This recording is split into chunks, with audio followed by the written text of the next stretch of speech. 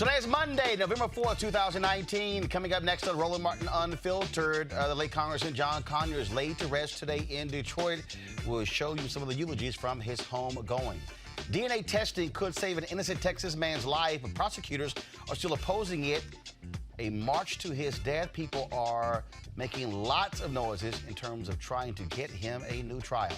In another case of injustice, the Missouri Attorney General is blocking the release of a St. Louis man who's been in prison for 25 years for murder he did not commit. Also, Christopher England of Tuscaloosa, Alabama, was elected the Alabama Democratic Party chair this weekend after months of struggle inside and outside the party. Alabama still being Alabama. New York City subway riders jumped the turnstiles this weekend to protest police brutality. White supremacists try to shoot a video in front of the Emmett Till Memorial. And the crazy-ass white man goes on a racist rant on a New York City bus. It's time to bring the funk on Roland Martin Unfiltered. Let's go. Whatever the miss, he's on it. Whatever it is, he's got the scoop, the fact, the find. And when it breaks, he's right on time. And it's rolling. Best believe he's knowing. Putting it down from sports to news to politics. With entertainment just for kicks, he's rolling. It's on go, y'all. It's Roland Martin, Rolling with Roland now. He's funk, he's fresh, he's real, the best, you know he's Roland Martin now.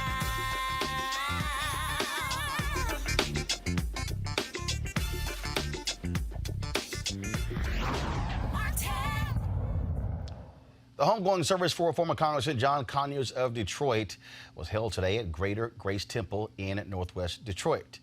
Dignitaries from all over shared their memories about Congressman Conyers, who died October 27th at the age of 90. Here's a roundup of those who celebrated his life and legacy. We are here today to celebrate this sad, joyous occasion and to extend love to the family and give love to the family, because that is what Congressman Conyers would want. He would want us to cry and shed a couple of tears, maybe a lot of tears, but then he would want us to get up. He would want us to get up and keep moving forward and keep living the life that he fought so hard for us to have.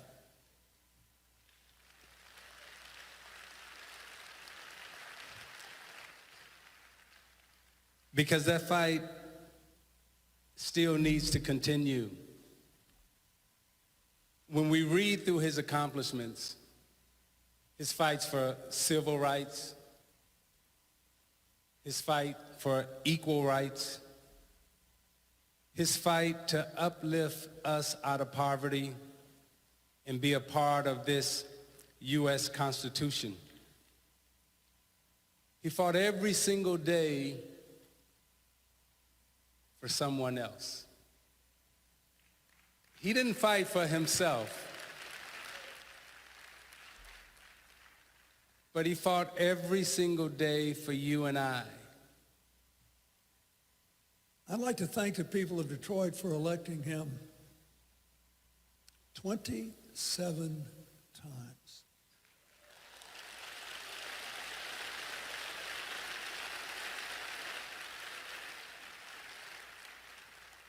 I'd like to thank you for giving him the space and the support, not just to faithfully represent his district, but to represent people all across our country and even around the world on the things that we should all care about. He was out there banging the drum against apartheid in South Africa long before it was a widely popular cause. He always supported the people of Haiti, even when he could not support their government. He said the people deserve a better deal, and the United States should be a good neighbor. He worked for all of our cities and for jobs and employment and opportunity and peace and justice everywhere.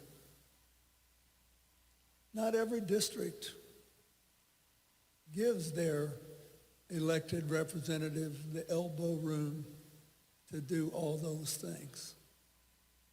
So I thank you for giving John his head. He never forgot about you either. One of the things that I liked about him is he didn't give up on things he thought were important.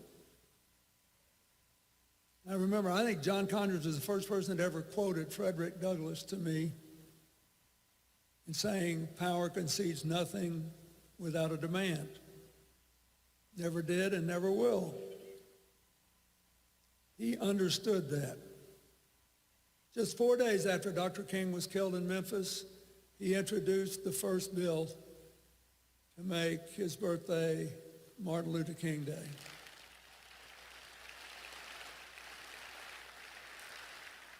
It took 15 years to pass, but John never gave up. And he kept reaching out to Republicans as well as Democrats. And he passed it 15 years later, and President Reagan signed it into law. His friend's Lionel Hampton's greatest hit was called "Flying Home." Our friend John, he's finally flying home. He made some beautiful music in the key of life. Like all great jazz musicians, Coltrane, Miles, Charlie Parker, he was not perfect, and that made his achievements all the more important and all the more meaningful. We did become very good friends, working together on voting rights issues and civil rights issues. We worked very hard to get a fellow by the name of Bill Clinton elected president.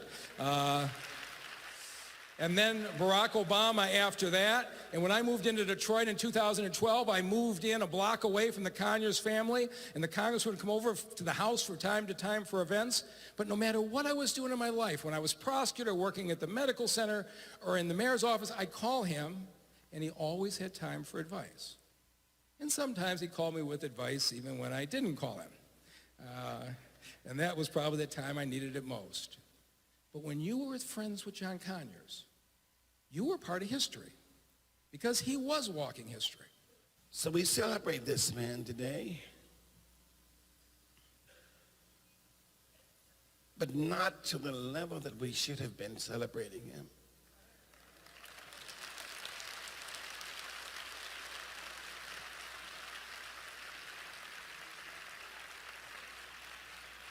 Because he talked about those higher mountains, climbing them.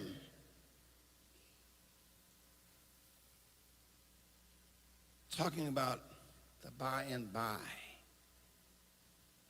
Well, no.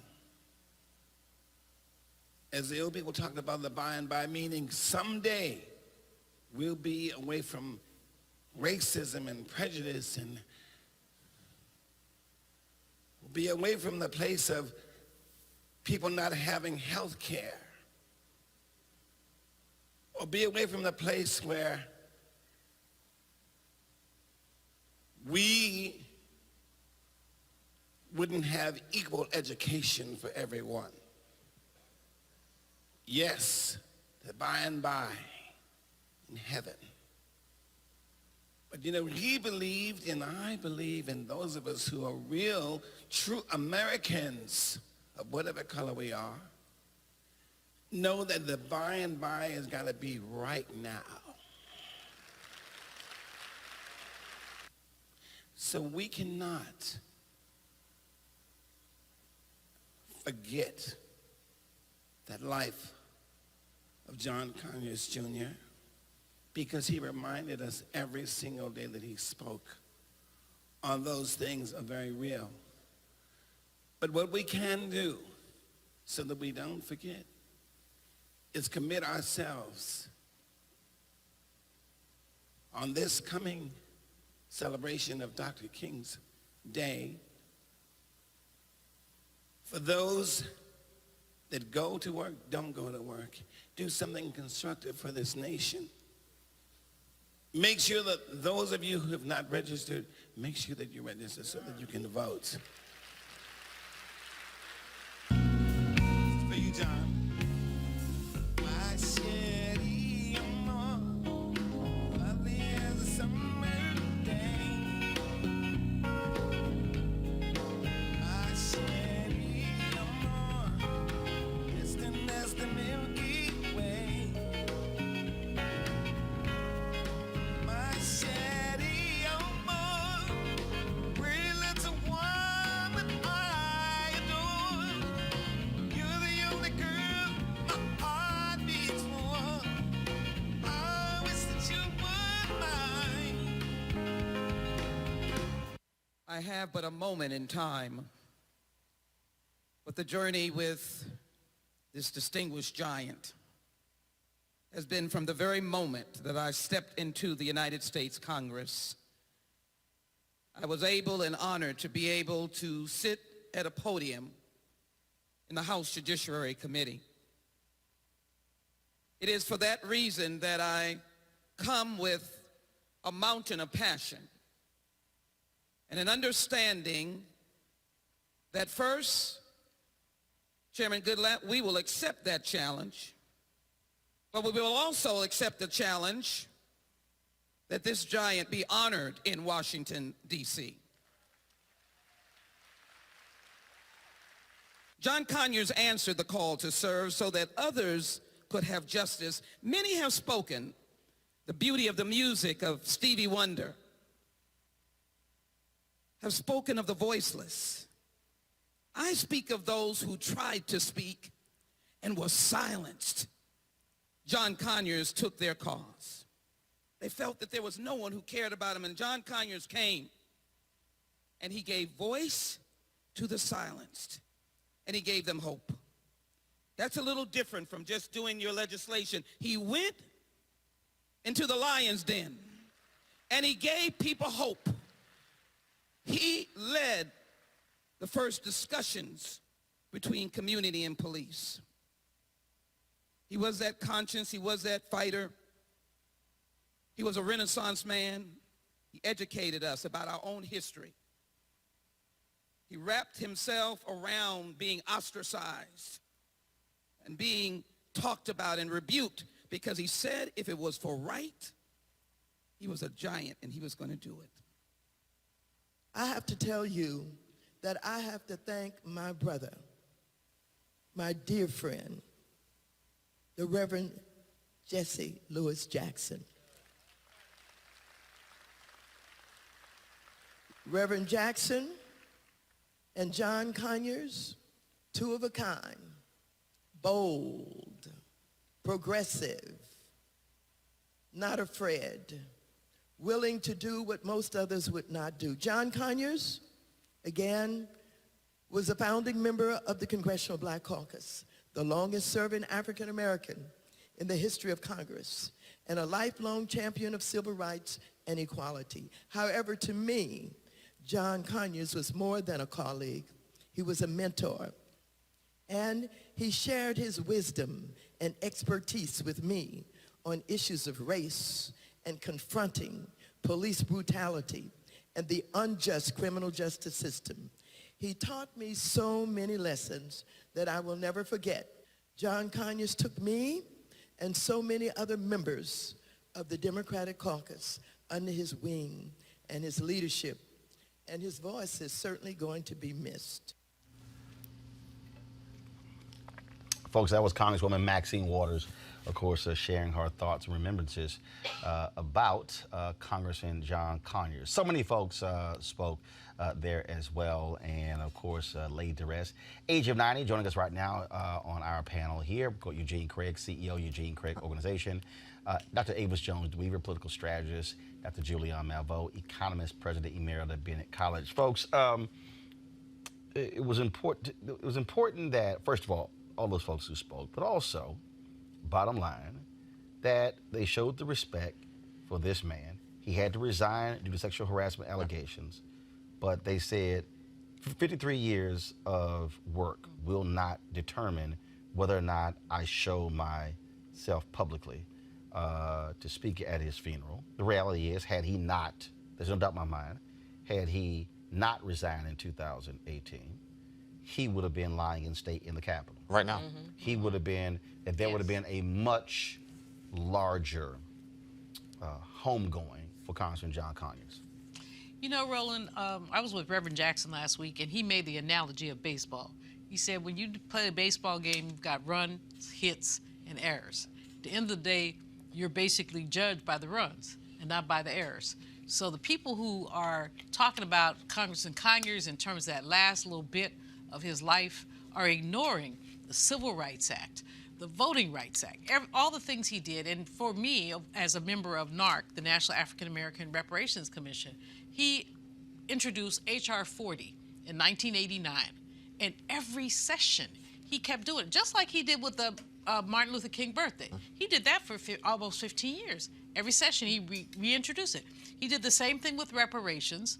We worked with him, and he was just such a champion and such an encourager about this issue. And, you know, some people, reparations, we don't want to talk about it. But he's like, you have to talk about it. So I admired him, and I will miss him. And, you know, the sisters who are on NARC, National African American Reparations Commission, we cut a little video I've been looking for. I can't find it on my computer. Where we basically said, we got his back. Don't even go there about sexual harassment. We have been the victims of sexual harassment in terms of, you know, white people, white men basically raping black women. So let's not even go there. So Joanne Watson, the city councilor, who I hope spoke, I didn't see it today, Nkechi Taifa, we stood and we cut it. But, you know, it's just, we lost two giants in a very short period of time, but Congressman Conyers was the real deal, and that's all you can say. Avis? Absolutely. I think what his life shows us, and I hope that people take away from all that he worked for and actually ultimately accomplished over time, is that this is how policy is made in our country.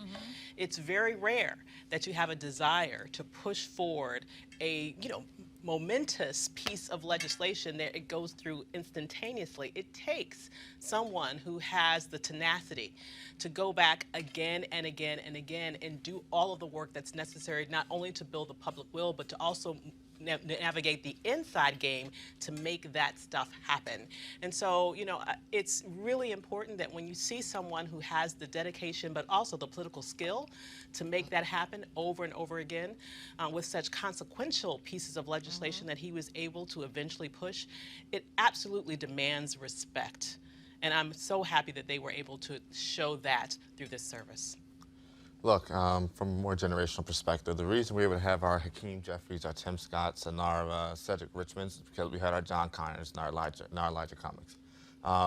You know, we stand on the shoulders of giants, and you know, Congressman Conyers is one of those giants. You know, he's there for almost every consequential piece of legislation that's affected Black America, and I think we all owe him a debt of gratitude. But it's more than Black America. He stood for jobs, peace, and justice. So although he focused on our community, he focused on the broader community in terms of employment. He talked about employment legislation. In terms of peace, I mean, he was one of the few votes against the Iraq War. In terms of justice, he was always there when you're talking about law enforcement, and the disrespect of Black people. So while, on one hand, we claim him as a champion, the truth is that the nation needs to claim him as a champion, because he was that progressive voice, he, Barbara Lee, a few others who just really, like Maxine said on the thing, he wasn't scared. I mean, he wasn't scared at all. All right, folks, in the show. Again, Congressman John Conyers laid to rest today in Detroit. Died, of course, at the age of 90. When we come back, we'll talk about two Black men, innocent, but still sitting in prison. One of them facing an execution in Texas in just a couple of weeks. We'll give you those details when we come back on Roland Martin Unfiltered. You want to check out Roland Martin Unfiltered? youtube.com/Roland S. Martin. And subscribe to our YouTube channel. There's only one daily digital show out here that keeps it black and keep it real. It's Roland Martin Unfiltered. See that name right there? Roland Martin Unfiltered. Like, share, subscribe to our YouTube channel. That's youtube.com/Roland S. Martin. And don't forget to turn on your notifications so when we go live, you'll know it. All right, folks, it's the holiday season. This is when you think about spending time with family and friends. This is also when you count your blessings and support those less fortunate. This year, be a holiday hero and change someone's life forever. Right now, hundreds of thousands of Americans are sitting in jail without being convicted of a crime. Why? Because they lack the financial resources to pay their bail. Now, think about it. If you are arrested for any minor offense, you will be taken directly to jail. If you don't have bail money, you will stay there until a court date is scheduled. That could be days, weeks, or even months. Simply put, America's bail system is broken for people of color. Freedom should be free. That's why the Ebony Foundation has partnered with the Bail Project and is sponsoring the Home by the Holiday campaign. The Bail Project has helped bail out thousands of people over the years, and with your help, they plan to get 1,000 people out of jail by New Year's Day. And that, of course, will be a great holiday gift for many families. A donation from you today can change someone's life tomorrow. Now that you know the people of color represent upwards of 90% of the jail population across the country. Now, without bail, nearly 90% of those charged with misdemeanors pled guilty. Now, however, with paid bail, less than 2% receive the jail sentence. Sometimes justice needs just us. To join the fight, you can donate $25, $50 or more to help the Ebony Foundation bring our brothers and sisters home by the holiday. To donate, go to homebytheholiday.com. That's homebytheholiday.com. All right, folks, this case out of Texas is very strange. Rodney Reed is set to be executed on November 20th. He and his attorneys say he's innocent of rape and murder, and they have untested evidence that will prove this Texas man did not do it. But prosecutors have pushed back, arguing the evidence is contaminated. For the last 2 decades, Reed has said he can prove he's innocent of the crimes that landed him on death row in Texas. He argues that the key to his freedom is in a box in the Bastrop County Clerk's office.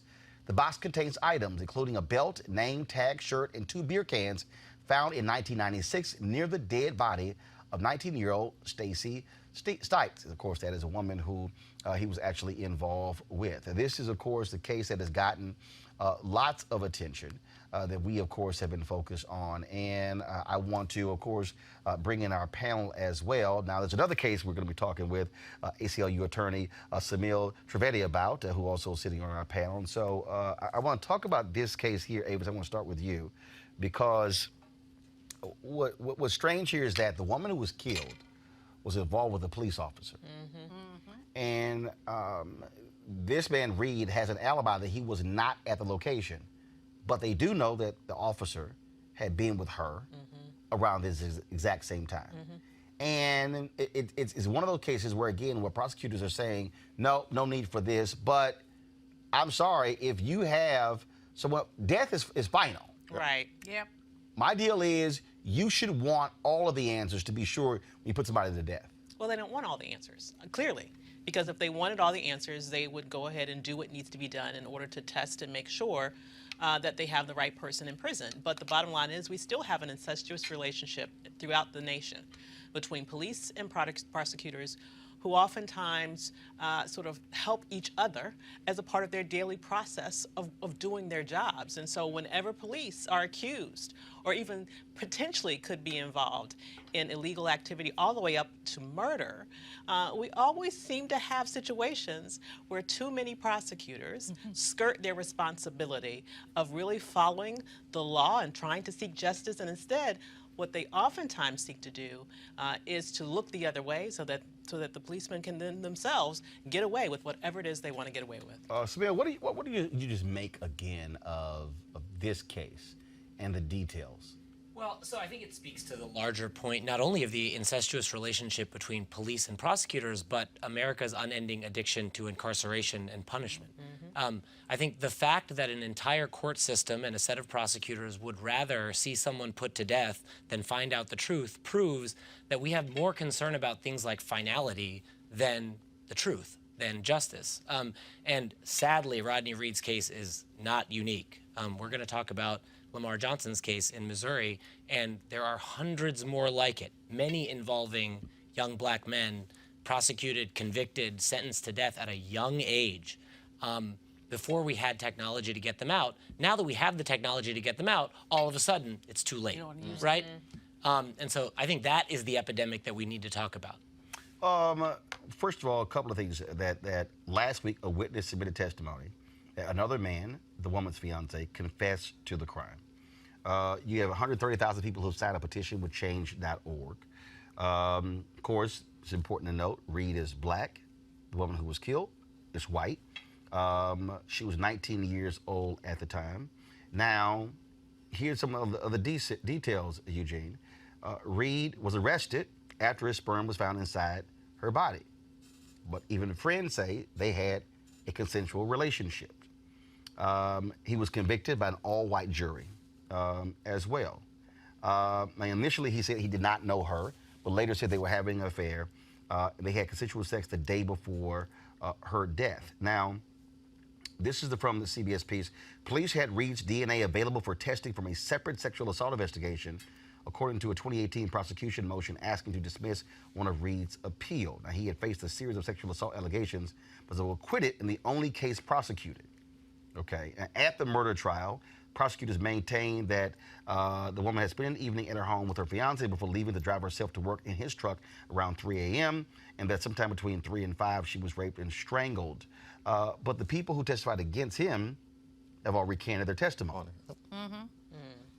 And so, look, if you have on one end the young lady's friends are defending him and providing character witness, the people speaking against him are changing their story. I think if the prosecutor, look, I'm no lawyer, but if my entire case is built on a set of stories and those stories have now changed, I think my entire case is now a moot point. And so, I think, the courts in Missouri need to step in. The appellate courts, superior courts in Missouri. Well, no, I know we're talking, I think we're first talking Texas now, this particular case in Missouri, right? Yeah, that's right. And so, the appellate courts, superior courts need to step in. The AG there needs to step in. I mean, this is the obvious miscarriage. But Julian, first of all, again, and let me read for this, folks. It says the medical examiner, whose trial testimony had bolstered the state's timeline, later changed his account, according to the commutation request, saying there was no evidence to indicate the presence of Reed's sperm in Stites' body was a result of a sexual assault. And so you have that. But also the police officer, former police officer, Fennell, he would later serve 10 years in prison for kidnapping and having improper sexual contact with the woman he had taken into custody in 2007. He was initially a suspect. Oh my God. Had been interrogated and found to be deceptive on 2 lie detector tests in the case of this woman's murder. According to the defense's commutation request, he denies involvement in any of this. Part of the problem that people need to understand here, and we've discussed this in many of the cases. I remember there was a case out of Georgia, and we had a lawyer on, is that what the Supreme Court has done in this country. And I remember Anthony Scalia, and just correct me if I'm wrong here, Samil. Anthony, and Jim, I'm going to you, but correct me if I'm wrong. He basically said that if all the rules were followed, it doesn't matter if there was new evidence that could prove somebody didn't do it, as long as all of the appeals were exhausted. Doesn't matter. So essentially, Supreme Court said that damn the fact that if actual evidence comes up to prove somebody's innocence, as long as all of the appeals were followed and the rules were followed, that is irrelevant. Roland, I think that we can take a big lesson from the Central Park Five. The big lesson is the way that police officers coerce confessions out of people, the way police officers coerce people to give alibis or not give alibis. I saw it, I didn't see it, because basically they're sitting in a situation where they might be going to jail and they're bargaining. But the other thing about this is they say the evidence is contaminated. Well, who contaminated it? I mean, it didn't contaminate itself. And so, I think that the evidence should be tested. But more than that, as our brother from ACLU says, we really need to be dealing with the ways that especially black folks, black men, are being railroaded. The fact that this woman had a relationship with a white police officer and that he had some dealing with this whole situation is highly suspect. But every aspect of this is highly suspect, and this man has been in jail for more than 20 years. For more than 20 years for something he alleges he did not do. Many say he did not do.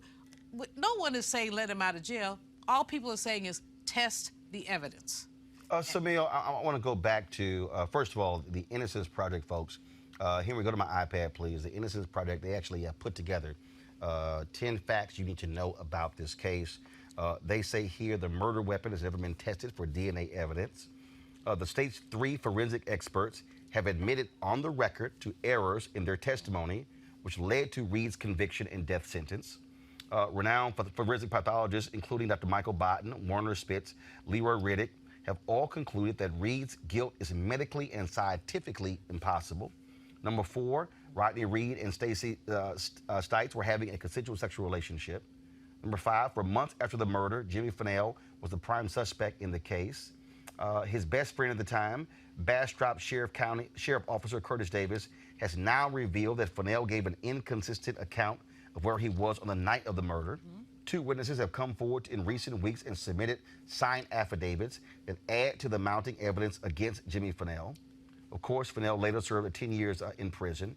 The case was racially charged, and a confession by Jimmy Fennell has come to light from a former member of the Aryan Brotherhood, who was a prison mate of Jimmy, who disclosed a conversation in which Jimmy confessed to murdering Stacey, stating, "I had to kill my nigger-loving fiance." Wow. Samil, I made the point earlier about Antonin Scalia. Yep. I don't think a lot of people really don't pay attention to that.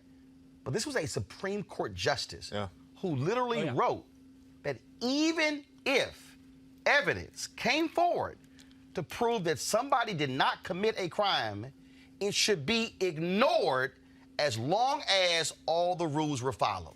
And this is the problem of having justices on the Supreme Court who've never lived a life like you and me, right? Because they think as long as we have process, the actual results don't matter. Or who are not lawyers like Thurgood Marshall, who actually had to defend such cases. That's exactly right. So it would be one thing if we had a process we could trust and then say, well, if the process was followed, then the result should stand. But you just showed 10 examples of why we shouldn't believe the process at all. And so then the case falls apart, that as long as we cross our T's and dot our I's, that we can't go back on a conviction. So this notion that due process does not have an innocent component, right? That the Constitution doesn't guarantee innocence, only process. It belies the lived experience of so many people in the criminal justice system for whom the process didn't do anything for them. In fact, it got them imprisoned in the first place. Absolutely. The tainted, with many of these cases, you have tainted witness testimony. Yep.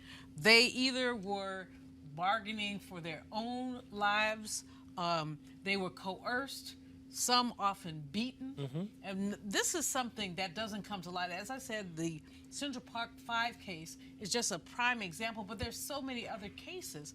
And so the Supreme Court and the recent additions to the Supreme Court are basically flies in the face of what we're saying, because these folks have not lived any kind of life. But you know what? They've been in the ivory tower, they've been sequestered, and so they're going to say process, but what about reality? But you know what? My issue, though, is not just solely with recent Supreme Court justices.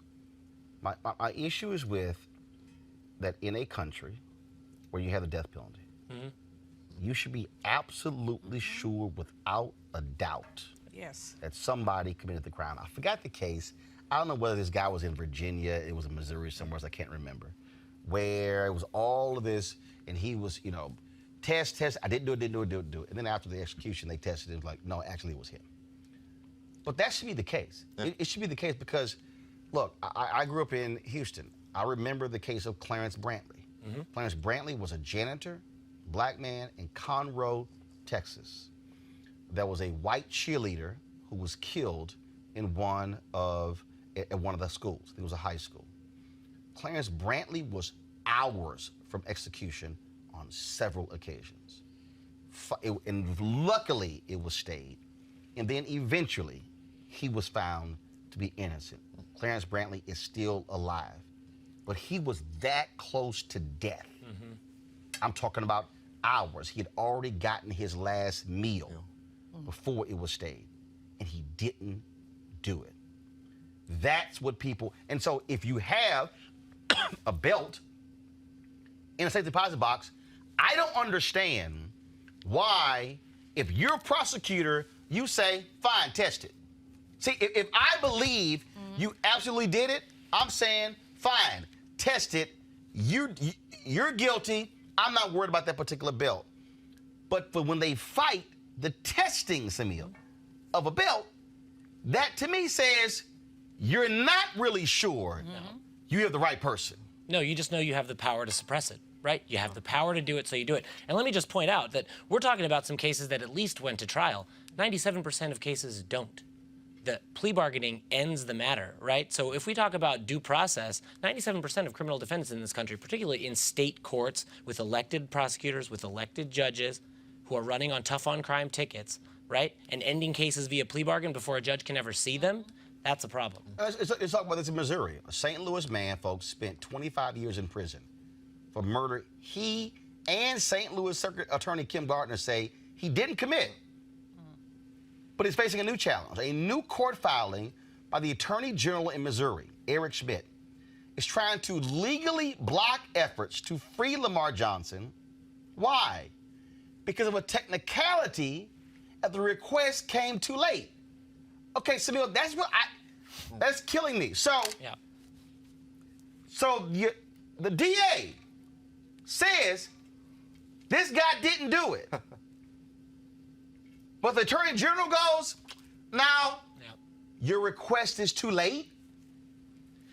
And what's galling about that, and you don't have to be a lawyer to figure this out, they're saying the statute of limitations ran on a new trial motion, right? But they suppressed the evidence that would have been required to win the new trial motion within the statute of limitations, right? They hid the evidence such that it couldn't come out until after that deadline, right? And the Missouri courts are relying on this absolute technicality. Let's go back. Let's go back. Yeah. So so what did they hide? So Kim Gardner, the circuit attorney in St. Louis, who is one of these new wave of prosecutors who was elected on a reform ticket, right? And one of her reforms. So before you do that, so explain to people, okay, that she's a circuit attorney, but you also have a black DA in St. Louis County. So what?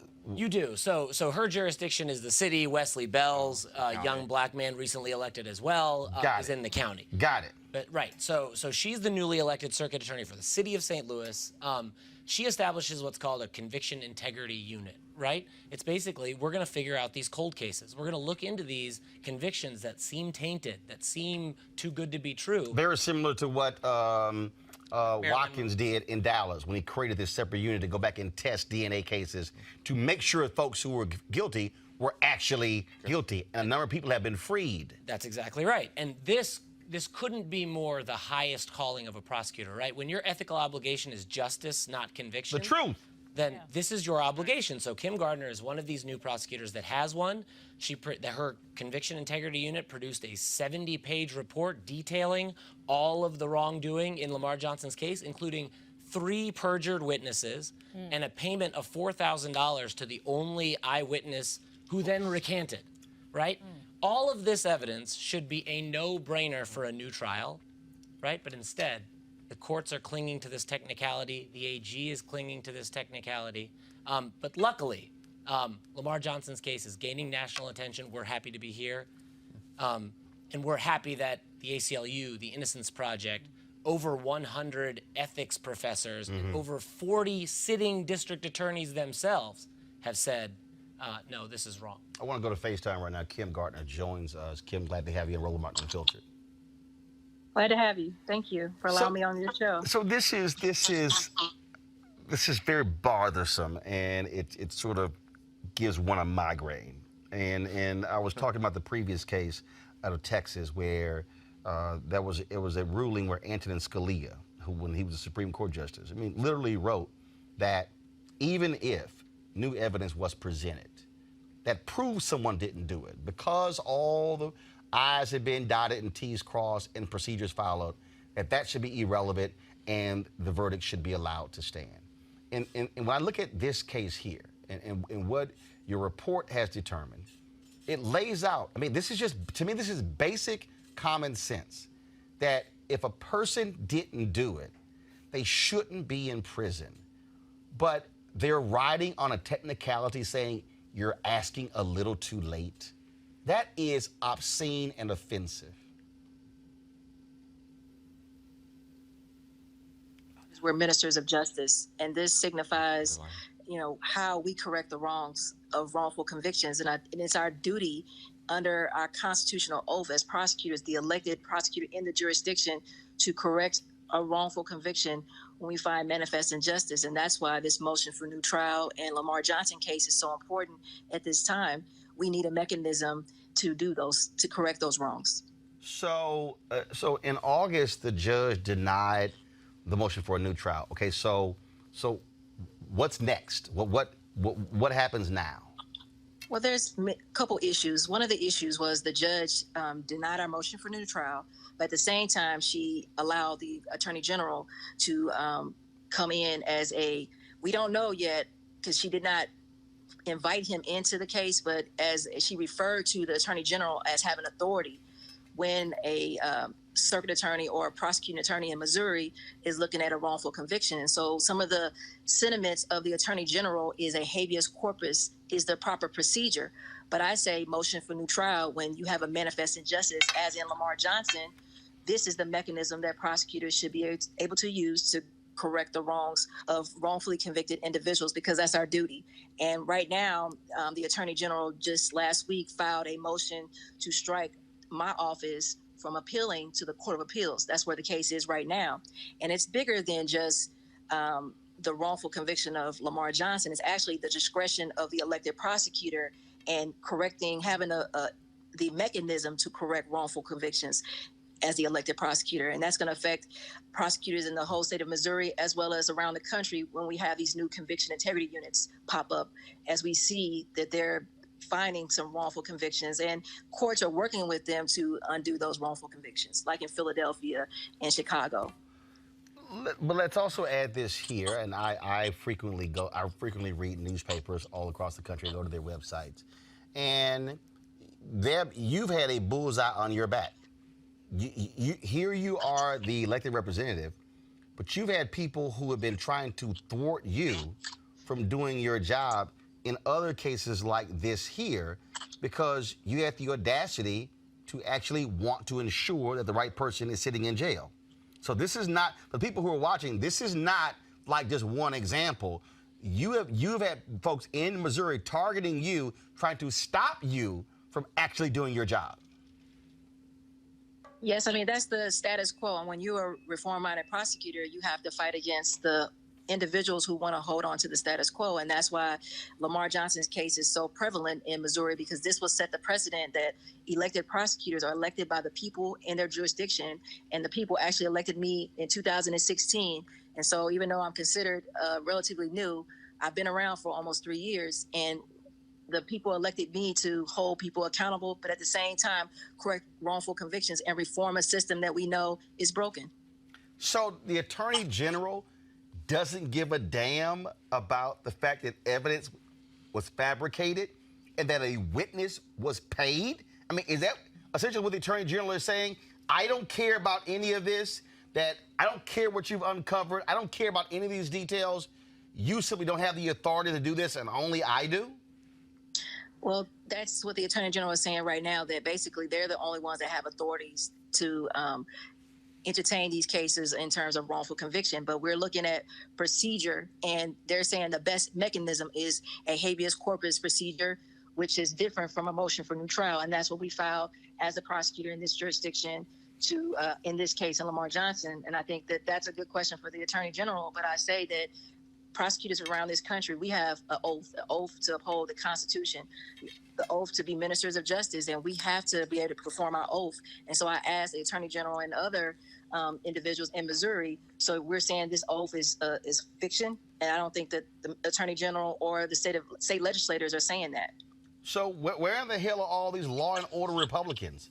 What the hell are they doing in Missouri? I mean, what is the governor saying? I mean, who else is standing with you? I mean, is the mayor of St. Louis or other city leaders standing with you? What about the United States senators from Missouri? Where are they? What are they saying?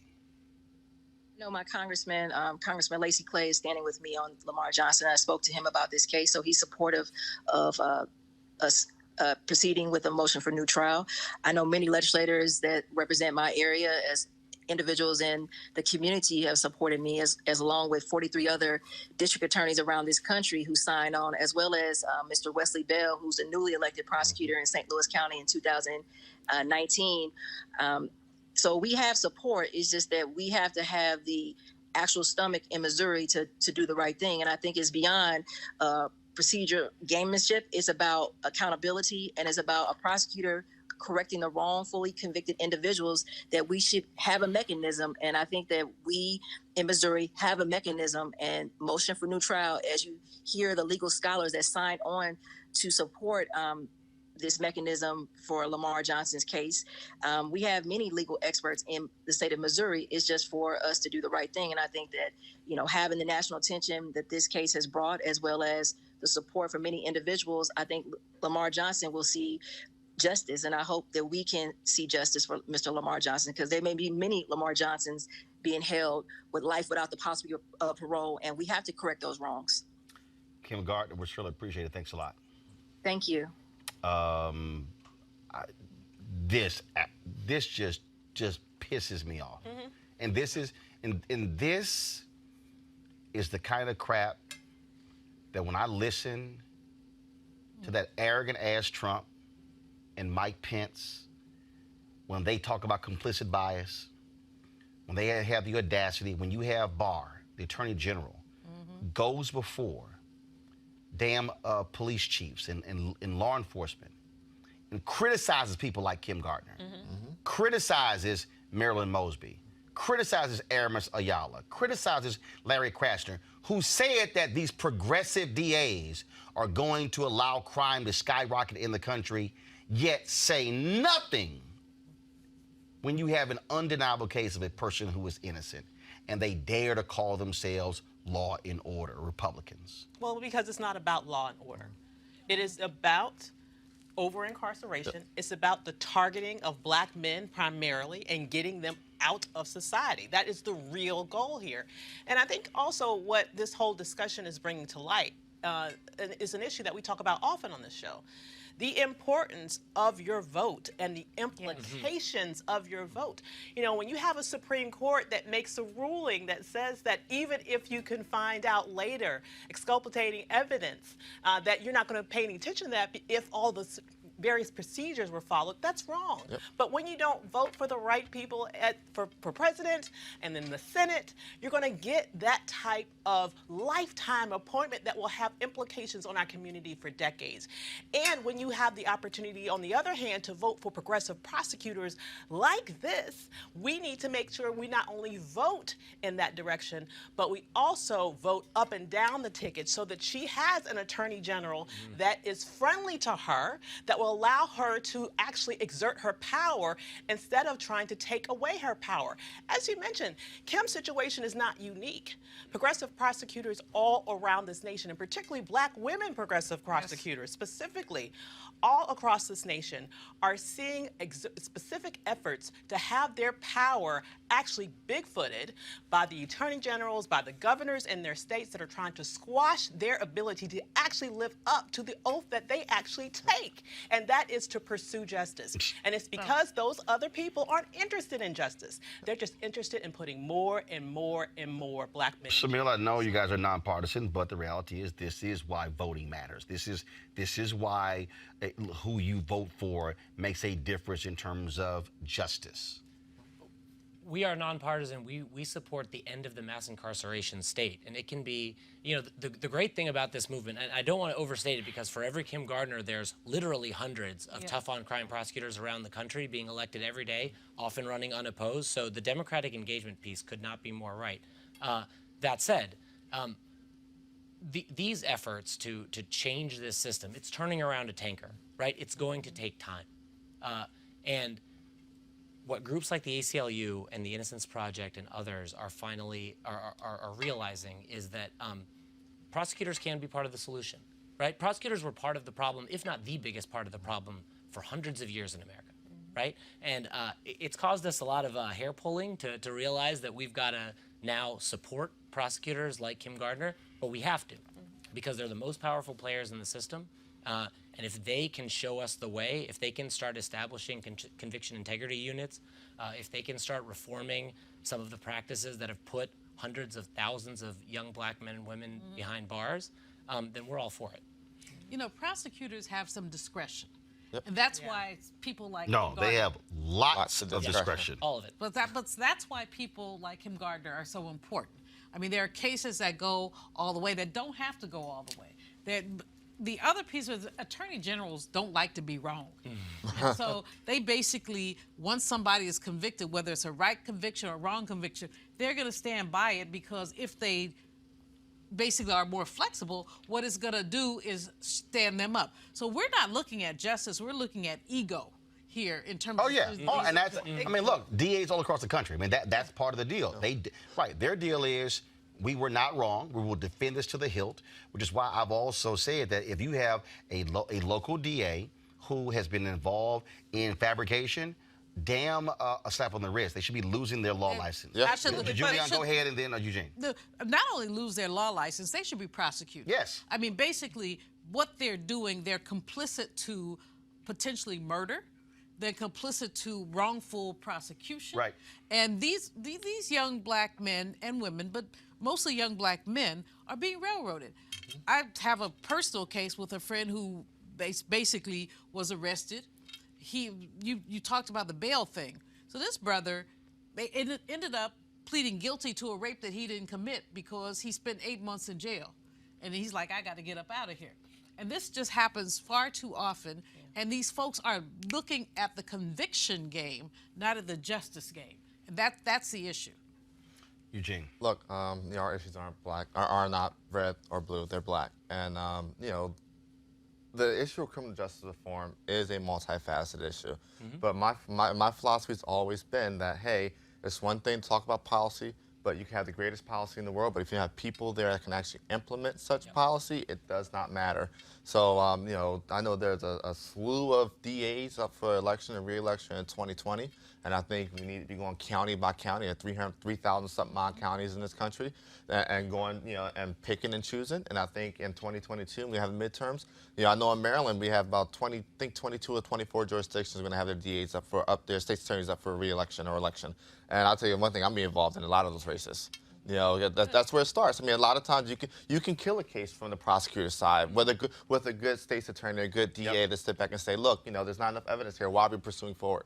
Just so folks know, so tomorrow, we mentioned Marilyn Mosby. We're going to deal with what's happening in Maryland, where the Republican governor of Maryland, Larry Hogan, the one who won't properly fund HBCUs, he has ordered the Democratic Attorney General to take cases away from Marilyn Mosby under the assumption that she is not prosecuting cases for no reason at all.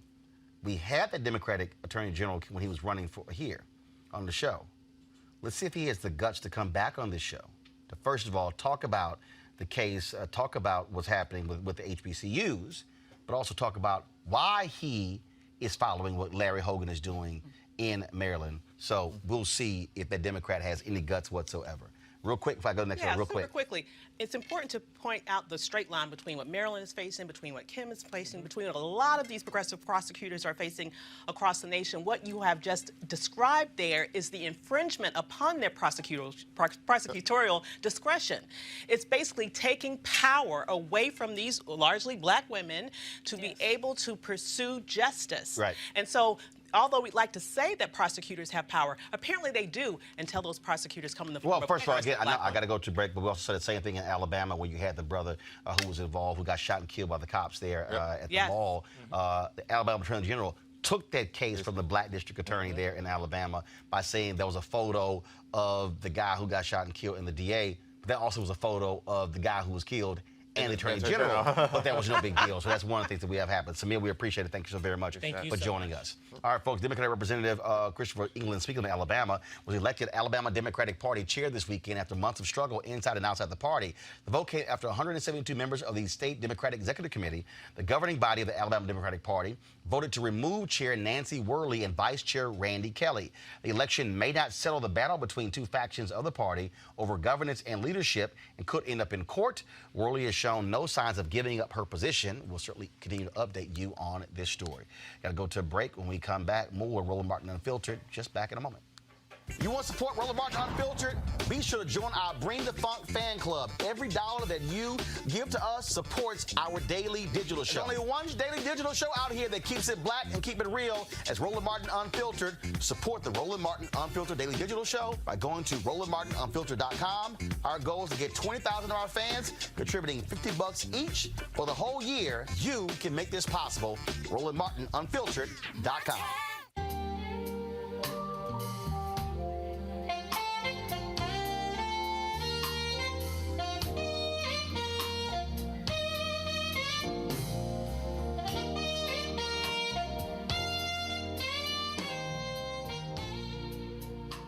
All right, folks, the Luxe Jazz Experience, second annual, is taking place this weekend. I will be in Cabo, of course, the 7th through the 11th.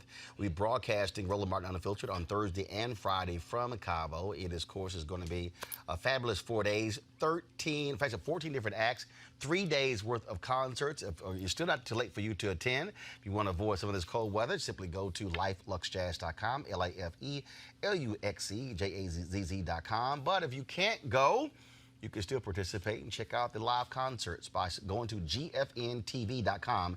That's gfntv.com. It should be right there below. Y'all should put it on the website, gfntv.com. To actually get a live stream pass to check out all of the acts. Again, 3 days worth of concerts, 14 different acts. That was Gerald Albright. He's looking forward to it. We were texting just yesterday. Also, comedian actor Mark Curry will be there. Alex Bunyong, Raul Madan, Incognito, Pieces of a Dream. My man Kirk Whalum, Average White Band, Donnie McClurkin, Shalea, Roy Ayers, Tom Brown, Ronnie Laws, and Ernest Quarles. All of them will be performing as well. Again, you can get that live stream pass. GFNTV.com is $10.99. GFNTV.com. Your live stream pass also supports us on the show as well because we get some of those proceeds. And so we certainly appreciate you supporting us. So again, the second annual Luxe Jazz Experience taking place in Cabo, November 7th through the 11th.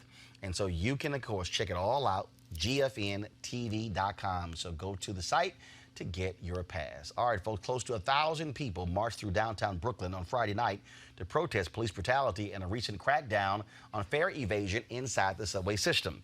The peaceful action, organized by Decolonize This Place, took over major streets around the Barclays Center beginning at 5 p.m. on Friday. Demonstrators eventually made their way underground, jumping the turnstiles while chanting, "How do you spell racist? NYPD."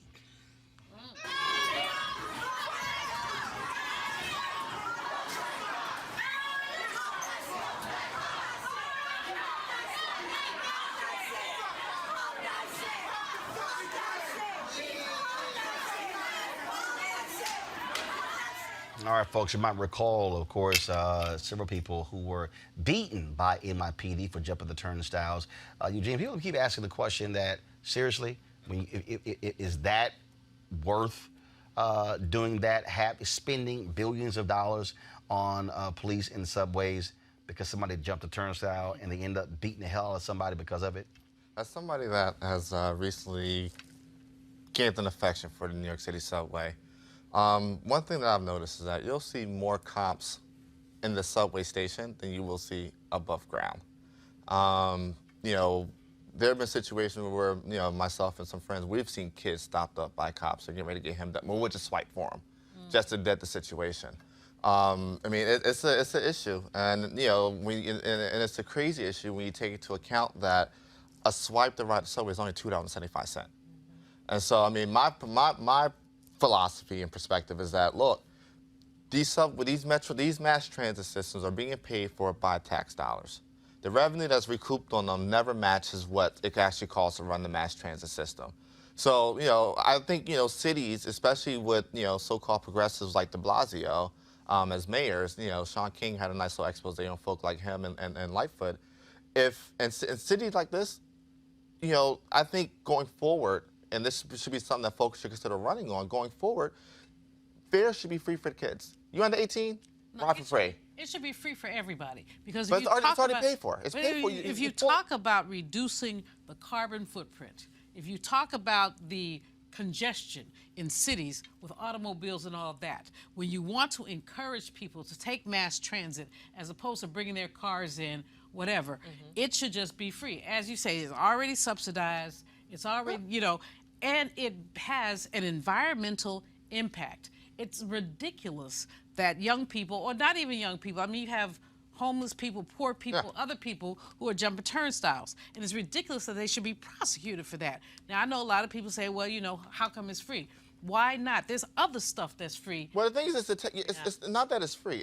There's an additional cost on it, right? Because it's already being paid for out of a budget that's funded via sales tax and many times more than not a gas tax or transportation trust fund like it is here in Maryland, D.C., and the metro area. And so the thing is this.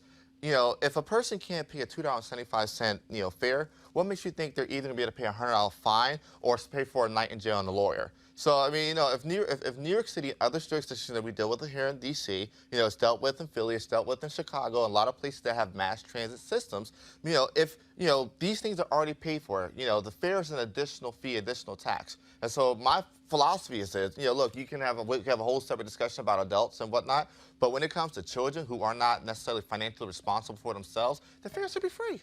Well, I think it's useful to sequester children in the conversation, but I also think that if we really are caring about global warming, climate change, etc., public transit just needs to be free. Yeah, but beyond this is really about the over-enforcement and the overt brutality of police and how brutality has become a normal Absolutely. in terms of how we go about the business of policing in this country.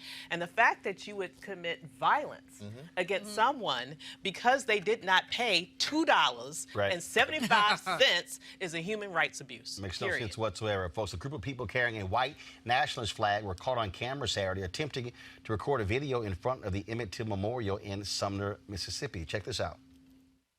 We are here at the Emmett Till Monument that represents the civil rights movement for blacks. What we want to know is when are all of the white people. All right, let's do this.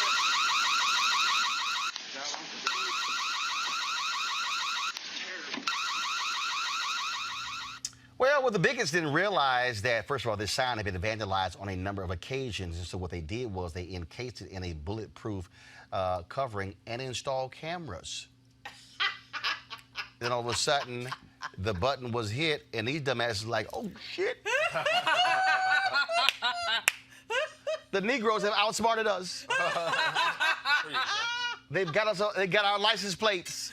Yeah. They got our likenesses. Yep. Oh and it's like, where are the white people? Oh, you feel free to go. They have memorials. If you want to go to Viola Liuzzo's memorial out between Selma and Montgomery, white woman from Michigan, shot and killed, head blown off by 3 Klansmen in a truck. There's a memorial for her. We actually go to the Civil Rights Museum in Lorraine Motel. Yeah, across the street where James L. Ray supposedly did it. Yeah, there's a memorial listing the white people who were killed in the movement. If y'all actually give a damn about the white folks who would kill the movement. They don't care about that. How sick is it, though, that these many decades later, you have these evil people who continue to want to destroy, harass, sully the memory of a black child that was tortured and murdered. Why don't they go to the house of the white woman still alive? Right. You know, who lied? there you Carolyn Bryant, who's still living, who admits she lied. Who has paid no consequence for her lie. These people, beyond evil, they crazy. Yep. And history belongs to she who holds the pen. The problem is that these people don't know history. We don't teach history. They don't know the meaning of Emmett Till. All they know is they got their little sheets upside their heads. First of all, we assume they can read. Oh, yeah, okay, Roland, that's a stretch. I agree with you, Roland. That's a stretch. All right, y'all know what time it is. Let's go. Uh-oh. No charcoal grills are allowed. I'm white. I got you, Carl. without a permit on my property. Whoa! Hey! Give us your address. You don't live here. I'm uncomfortable. A passenger on a Brooklyn MTA bus went on a racist rant and spit at the driver. He sat in a seat reserved for the elderly and disabled riders. When some passengers confronted him about his seat choice, well, he chose to call them the N-word and act a complete fool. You get out, motherfucker. Don't fuck with me, you nigger. You know, he doesn't wanna, he's mine. Fuck you. Go sit down. Sit down. Sit down. Sit down, you piece of You're very shit. aggressive. Not normal person, you know. I don't care. You don't care. Yes. Look at you. I didn't care. Look at you. Yes. Look at you. Yes, we are. Yeah. Yes. You have to drive, motherfucker. You stay, motherfucker. You are waiting for the bus for 45 minutes, motherfucker. Get out. Get the fuck out of here. You get out. Get the out, motherfucker. Or drive. And shut your mouth, nigger. You need to get out. Yeah. Get the yeah. Neck roll. Fucking neck. Get the fuck out of here. Get the fuck out for the bus. Call the fucking different driver, fucker.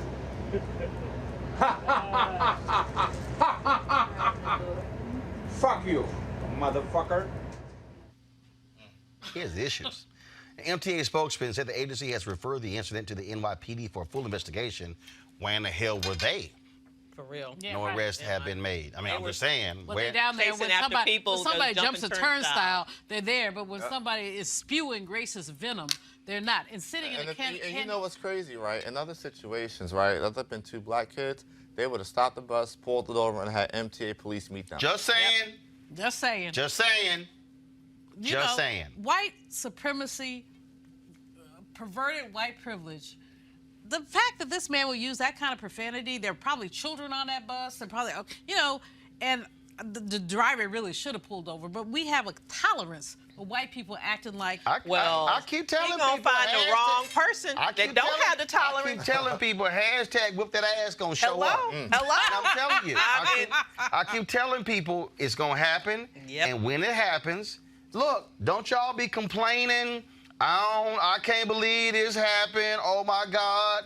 Look, I warned y'all about these crazy people who keep doing stupid stuff. Okay, I got to end the show on this here. So Rex Chapman, former NBA player, he finds these videos on his Twitter account and he puts up, he calls it block or charge.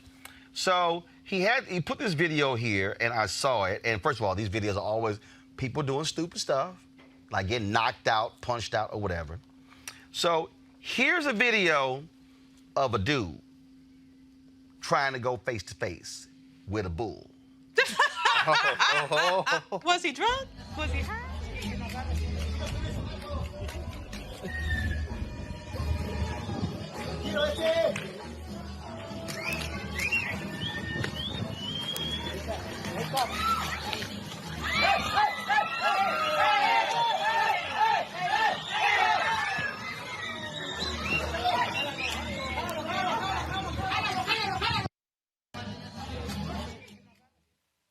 First off, I keep telling y'all, can y'all please shoot horizontal? So the video fills the whole screen so we can actually see all of it. But I'm telling you, look, I have absolutely no sympathy for this fool. Nobody does. I ain't got I ain't got people, folks. I ain't got no sympathy. I do think it's funny though that the man is critically injured and you're worried about video quality. No.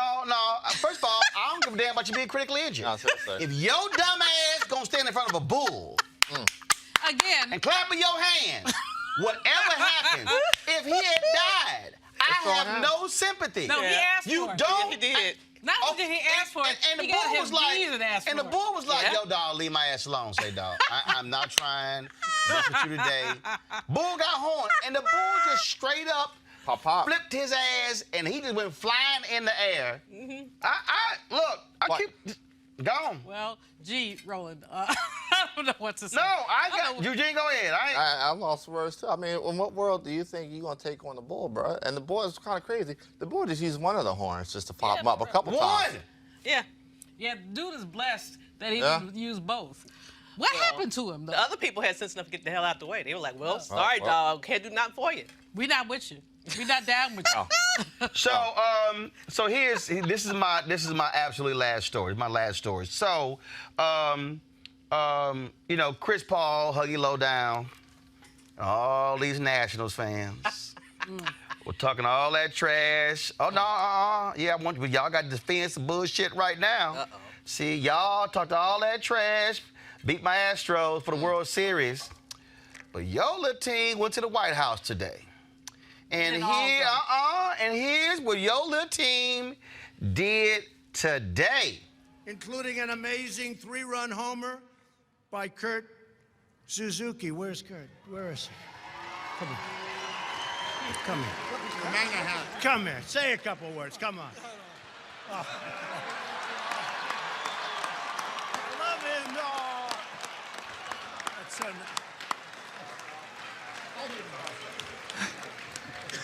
I love you all. I love you all. Thank you. What a job he did. Here's what I know. When the Astros, some of them went in 2017, a lot of them didn't. Not one put a Make America Great hat on again. That's y'all. Claim y'all shit now. Y'all talked all that trash. No, you talked all that trash. Y'all Nationals. You came. No. You Claim came up in y'all here. Nationals now. You came up in Henry, here with Julian, Avis, Huggy, Chris Paul. This y'all team. I don't recall no Astros player putting a damn red MAGA hat on. That's you. Go ahead, claim y'all team. That's wrong. That's wrong. That's wrong. What's they wrong? won. They What's beat. wrong? Claim y'all team. I'm not claiming that. That's kind of character y'all got. I'm not claiming that. That is one idiot that needs to be traded. Oh, really? Yes. Yeah. He needs We to not go. claiming bunch that. of- But here's what we You want me to claim. show some of the rest of them over there as well? Here's what we claim on Hold that. up. Do y'all want to We show me the beat rest of them? We beat the Astros ass, Guess Roland what? Martin. Let me tell y'all something Beat right the now. Astros Let me ass. tell y'all something right now. The Astros would have never rolled there. So all y'all Nationals fans, like, yeah, we won. Y'all gonna take this too. So go ahead and take y'all. We ain't taking it. No, hell We no. ain't taking it. Y'all No. gonna take Suzuki. No. See, like I said, Nationals fans, y'all little team just embarrassed your city and the country with your little red MAGA hat. That was one person. They all Houston, didn't put mega hats Guess on. what? Like we said, Nash said, like, not Houston, D.C., we got a problem. Well, y'all go ahead and keep y'all boy. No. That's y'all boy. Yes, y'all. That's y'all boy. No. Yeah, I thought so. All right, y'all, we got to go. Yeah, so it's amazing how all of a sudden they ain't talking all that Nationals trash right now because they want to defend that MAGA hat. No. So Eugene ain't saying nothing. Eugene like, look, I ain't even from here. Eugene like, yo, I'm from Maryland. We got Baltimore. But guess what, Roland? Eugene saying we got the Orioles. That's all he's saying. Yeah, you ever seen a good Suzuki anywhere? Say it again. You ever seen a good Suzuki anywhere? Who? A good Suzuki anywhere? Hey, all I'm saying is, y'all take that. Nationals beat the Astros. Right, guess what? And y'all take that red MAGA hat wearing team with y'all. They all put MAGA hats on. Yeah, guess what? And your boy groped him. But that's y'all. He did. All right, at least he learned to raise his hand a couple feet. Y'all can, of course, join our Bring the Funk fan club. You can pay via Cash App, PayPal, and Square. Of course, every dollar you give goes to support the show and what we do. And so, look, hopefully you will join us. Our goal is to get 20,000 of our followers to join our Bring the Funk fan club. In order for us to, of course, do this, look, we got to fund this stuff. And so African Americans must be willing to do so. This is how we remain independent and be able to call out red hat, MAGA wearing Nationals baseball players. All right, y'all. I'll see y'all tomorrow. That's why you got orange on. Holla!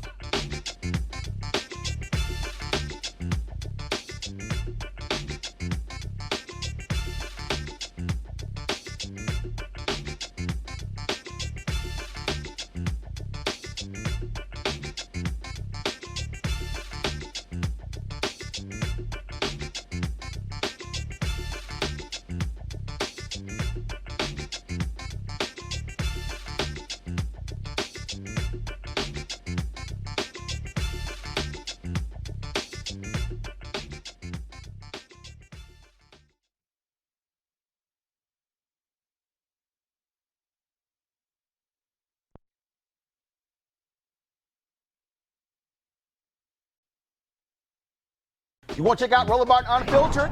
YouTube.com/Roland S. Martin. And subscribe to our YouTube channel. There's only one daily digital show out here that keeps it black and keep it real. It's Roland Martin Unfiltered. See that name right there?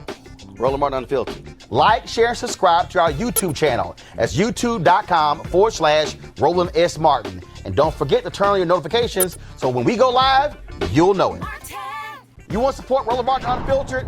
Be sure to join our Bring the Funk fan club. Every dollar that you give to us supports our daily digital show. There's only one daily digital show out here that keeps it black and keep it real. It's Roland Martin Unfiltered. Support the Roland Martin Unfiltered daily digital show by going to RolandMartinUnfiltered.com. Our goal is to get 20,000 of our fans contributing $50 each for the whole year. You can make this possible. RolandMartinUnfiltered.com. Hey fam, want to check out Roland Martin Unfiltered? The blackest show on all of digital, cable, and broadcast. Check out our audio podcast. There's only one daily digital show out here that keeps it black and keep it real. It's Roland Martin Unfiltered. Press play. This is Diala Riddle, and you're watching Roland Martin Unfiltered. Stay woke.